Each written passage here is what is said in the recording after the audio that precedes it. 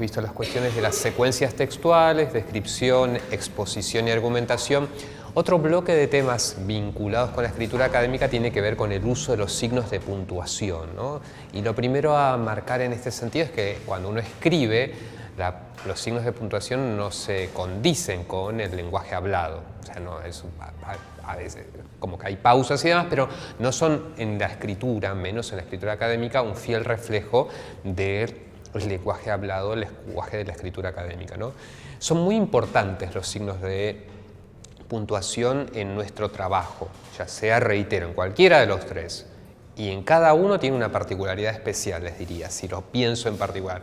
Porque la fundamental función que tienen es que ayudan a la interpretación de eso, al lector le ayudan a interpretar eso que nosotros estamos estudiando o hemos escrito, ¿no? Por eso son como señales de tránsito en una ciudad, son muy importantes y hay que respetar los usos que tienen cada uno, de hecho que varían en los distintos idiomas, ¿no? Por ejemplo, el uso del punto, de los dos puntos en español es diferente al que encontramos en alemán o al inglés, que viene después de los dos puntos en inglés, siempre una mayúscula, en español no, el uso de las mayúsculas está muy restringido, eso lo vimos en muchas de las correcciones o devoluciones que hicimos de los trabajos, ¿no? Cuando usamos mayúsculas en español, eso está muy pautado, digamos que es muy diferente a los otros idiomas. Por eso los signos de puntuación tenemos que pensarlos en la escritura académica, diferente si hacemos poesía, si escribimos un poema, ¿no?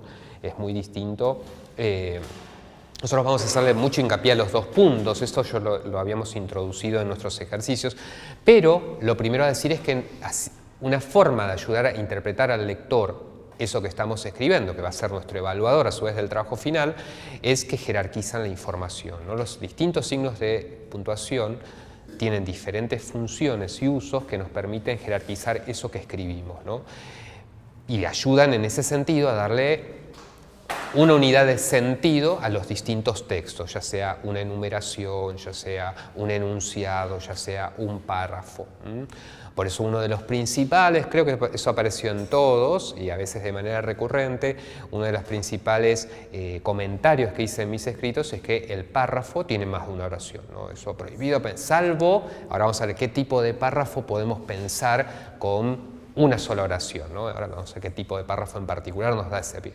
Pero bueno, los distintos signos de puntuación, pensémoslo así, nos ayudan a jerarquizar, ayudan a nuestro trabajo, a nuestra claridad, precisamente para que nuestro discurso sea claro y sea claramente interpretado por los evaluadores. Como todo esto va a estar grabado, ustedes van a poder ver en el video posteriormente cada una de las plantillas, incluso por supuesto los compañeros que hoy no nos acompañan aquí presencialmente.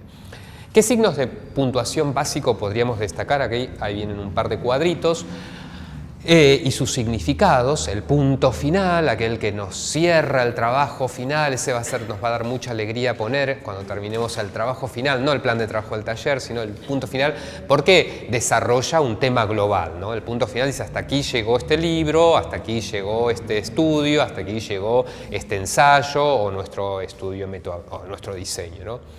El punto y aparte nos delimita párrafos de ese tema textual y ahí los párrafos, los vamos a ver en particular, son unidades de sentido temático, o sea, no, tampoco por hacer párrafos grandes vamos a poner mucha información, ¿no? Vamos a decir qué información tiene que tener un párrafo, ¿no?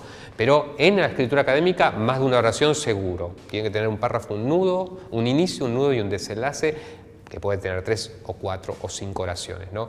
Salvo excepciones, ¿no? El punto y aparte nos delimita precisamente esas unidades de sentido y es muy importante saber cuándo lo ubicamos. Y el punto seguido nos delimita enunciados, o sea, el punto final, tema global, el punto y aparte, párrafos, el punto y seguido, enunciados. Ahí tenemos argumentos, conclusiones parciales, digamos, cuando estamos exponiendo una idea, cómo la vamos desarrollando y cómo la vamos concluyendo, ¿no? El punto y seguido nos ubica dentro de ese párrafo distintos enunciados que tienen que ver con ese tema que está englobado en el párrafo, ¿no? O sea, a veces depende, por supuesto, la disciplina. hay disciplinas donde en el ámbito de las ciencias sociales, eso sí tiene que quedar claro, donde los párrafos son muy largos. Por ejemplo, si alguna vez leyeron textos jurídicos o de revistas de abogados, van a ver que tienen párrafos largos, largos, largos, largos, que tienen que ver con la enunciación de los distintos argumentos, contraargumentos, invocan jurisprudencia o doctrina dentro del derecho, ¿no? Signos de puntuación que delimitan dentro del enunciado. Esto los ubicamos dentro del párrafo. En el párrafo tenemos, habíamos dicho, enunciados, ¿no? Entonces, dentro de un párrafo vamos a ubicar punto y coma. Es difícil la aplicación del punto y coma. Si no lo creen necesario, no lo utilicen al punto y coma. Punto y coma por ahí nos sirve, como dice acá en Colorado, para dividir series de una enumeración compleja. Por ejemplo, el grupo de estudiantes se dividía en edades, entonces ahí abrimos que iban de 4 a 6, de 7 a 8, de 8 a 9, punto y coma. También se dividía en origen de país, entonces, y ahí ponemos otro enunciado. O sea, los puntos y punto y seguido nos permite, dentro del mismo párrafo, incluso dentro de la misma oración, tener una enumeración compleja, ¿vale? Que tiene como dos categorías internas que van separadas, cada una de estas grandes categorías, en punto y seguido. Los dos puntos son muy, muy importantes porque nos permiten anteceder algo que viene muy importante. Yo lo puse como algunos ejercicios en el título. Cuando algunos que hicieron los ejercicios saben que, bueno, el título tenía que tener 2 puntos, ¿no? El tema por un lado, 2 puntos, ¿qué de ese tema vamos a decir? El punto y los 2 puntos nos permiten, por lo tanto, dar lugar a una explicación, una aclaración, un resumen, dar cuenta de algo que es causa o algo que es consecuencia, depende de cómo venimos. No tan solo en el título, digo, los 2 puntos los usamos también en los párrafos. Y la coma nos da elementos que añadimos, ¿no? Vamos agregando ahí, es blanco, coma, negro, coma, gris, coma, vamos agregando diferentes elementos a ese enunciado dentro de una serie, por ejemplo, ¿no? Es un signo de puntuación, como os dice acá, que tiene muchas funciones. Acá enumeramos algunas solas de ellas, pero que es el más difícil de dominar. Si tomamos desde el punto de la gramática de la coma, la gramática de la puntuación, tomamos la coma tiene muchísimas funciones en el español, muchísimas, en el texto escrito, ¿no? ¿Dónde no colocamos coma? Entre un sujeto y predicado. Nunca, never, nunca. Donde tampoco no se coloca coma entre el verbo y sus complementos, ¿no? Dentro, directos o indirectos.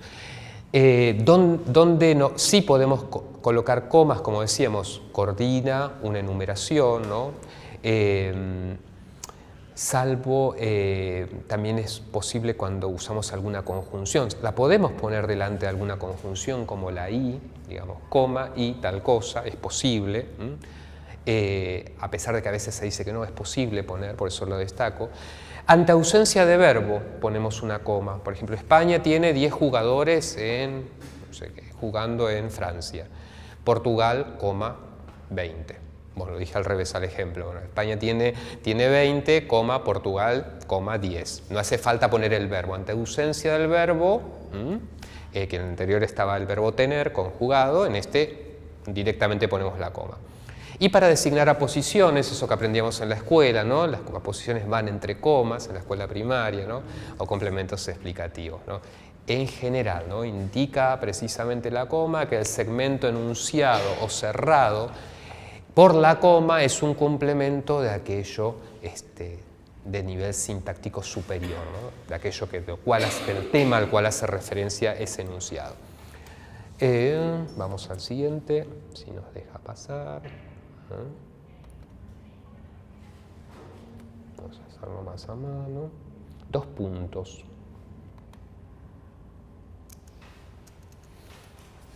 Los dos puntos son muy útiles en la escritura académica, yo los invito a que lo utilicen siempre que sea necesario, por supuesto. ¿Por qué? Lo podemos usar para enumerar, para anteceder una enumeración. Ahí sí podemos poner una oración simple, ¿no? Por ejemplo, las dimensiones de la evaluación de la carrera de abogacía son, dos puntos. Ahí ponemos la oración sola, sin ningún párrafo, dos puntos y vamos enumerando. Eso anuncia una enumeración. Puedo introducir una cita textual, tal como sostiene Eberroy 2017, dos puntos, y citamos textualmente esa parte del texto. También lo usamos en fórmulas de saludos, lo usamos para anunciar varios ejemplos, en saludos de cartas formales me refiero, en documentos públicos propios del lenguaje jurídico, para introducir una causa, los dos puntos. Bueno, esto se debe a diferentes factores, dos puntos, la falta de presupuesto, y ahí viene una enumeración, ¿no? el financiamiento de la educación privada sobre la pública, por decir algo, ¿no? Para dar cuenta de un efecto, para dar cuenta de una conclusión, para dar cuenta de un resumen, y no requieren ningún conector. Ahora vemos cuáles son los conectores, sin embargo, pero, o sea, dos puntos corta, porque da cuenta de una conexión entre lo que antecede a los dos puntos y lo que sigue, ¿no? Hay distintos tipos de conectores, algunos causales y otros aditivos. Ahora vamos a ver cuáles son, ¿no? Sí. Pero todas las preguntas, por supuesto. Los de humanidades son más estrictos con las citas textuales que los de ciencia de la salud, por lo menos. Cuando introducen una cita textual, más allá de los dos puntos, la cita textual siempre la ponen entre comillas y en itálica. Siempre. No, en itálica no. En itálica no, para nada. No, siempre comillas. Y eso a veces porque las editoriales los editan así, ¿no? Pero en principio no debería.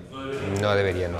No debería. Vamos a usar ahora en la otra plantilla, vemos referencias, registro de fuentes. ¿Qué es esto? Una fuente son cuando citamos textualmente, vamos a ver cómo hacemos. Pero siempre que cita textual, comillas, y la página de la cual. Ahora, porque es importante, una para evitar el plagio, pero también para asegurarnos nosotros, acá se dijo esto, en esta página, en esta obra, en este año, publicada en tal año, se sostuvo tal cosa. Entonces, como un criterio de autoridad para nosotros mismos, la cita textual tiene que tener ese elemento de la página, y entre comillas. Si la cita textual es cortita, por ejemplo, no tiene más de 2 renglones, la incorporamos al párrafo. Si tiene ya 4 o 5 renglones, la separamos, ¿no? La separamos como con un tabulado inclusive. Eso cuando vayamos viendo los escritos es más casuístico, más caso por caso. Perdón, en el caso, por ejemplo, que la cita esté mal escrita en el documento original. Y tenemos que mantener, y hay que aclararlo. Claro, no, se aclara nota al pie o entre sí, así está en el original. Sí, eso sí. Cuando hay un error ya ahí coloquial o algo así, habló de una manera, o que hay un error original, por ejemplo, el autor lo escribió y lo dijo como error, ¿no? Error que no es una palabra errónea, y ahí ponemos el SIC, ¿no? A veces lo que pasa es que en las ediciones se pierde alguna palabra, ¿no? El editor del libro hizo mal, entonces ahí sí, eso no es SIC, es así es en el original, entonces hay como que está. A veces sobre todo si alguno escuche que piensa hacer alguna entrevista, a veces los entrevistados cuando los citamos y la gente habla como piensa, ¿no? Entonces a veces piensa confuso y habla más confuso todavía, entonces, y ahí no podemos arreglarlo, ¿no? Es así como nos dijo, entonces, que también da cuenta de lo que estamos investigando, ¿no? Por la pobreza intelectual o la falta de conceptuación por parte de alguno. Punto y seguido, estamos pasando ya al punto y seguido, PIS, punto y seguido, desarrolla un aspecto temático dentro del tema del párrafo. Siempre los puntos y seguidos lo tenemos en un mismo párrafo. Bueno, ¿cuándo ponemos un punto y seguido? Y bueno, tenemos que ver que en el medio puede haber unidades intermedias, comas, punto y seguido, dos puntos, punto y coma. Si la estructura de ese párrafo es muy compleja, ¿no? Lo único que el lector sabe, no lo ven ustedes acá, pero es importante, que al escritor, o sea, ustedes, los que hacen los trabajos finales, siguen desarrollando el mismo tema del cual va el párrafo. Por eso es importante el uso del punto y seguido, ¿no? Eso es lo que le estamos diciendo al lector.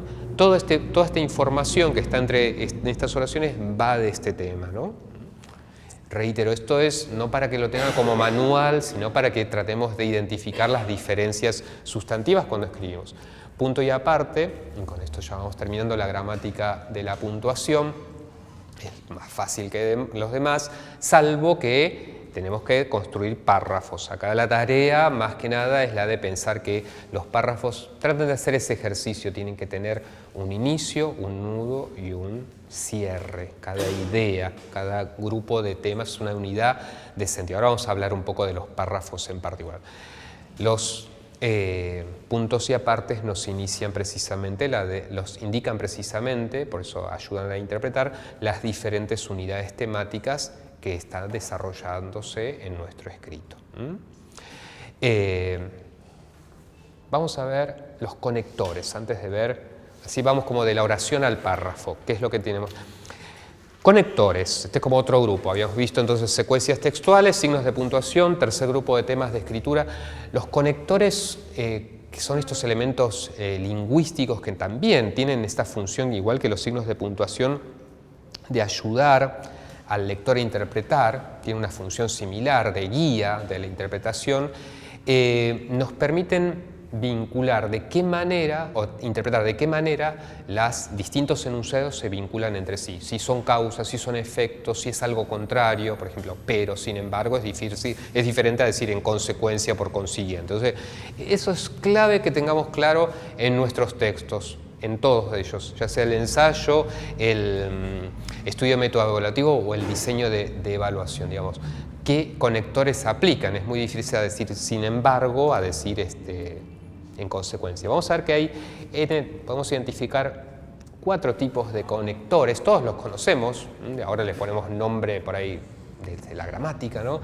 Los conectores de adición, los aditivos, ¿no? Por otra parte, además es el más usado, añaden algo nuevo a eso que está escrito previamente. Por eso son aditivos, son conectores que nos permiten agregar más información sobre el tema que estamos desarrollando. Importantes también, conectores de tipo causal, ¿no? Dado que nos está indicando que hay algo que es consecuencia de aquello que sigue, que es diferente a los conectores consecutivos, que nos dice, por eso ocurre tal cosa. Nosotros en los conectores causales lo que vamos a identificar es básicamente que la frase que viene a continuación, que se presenta, va a dar lugar a la consecuencia de eso que estamos hablando. Y en los consecutivos señalan que lo que sigue constituye una consecuencia de lo previo.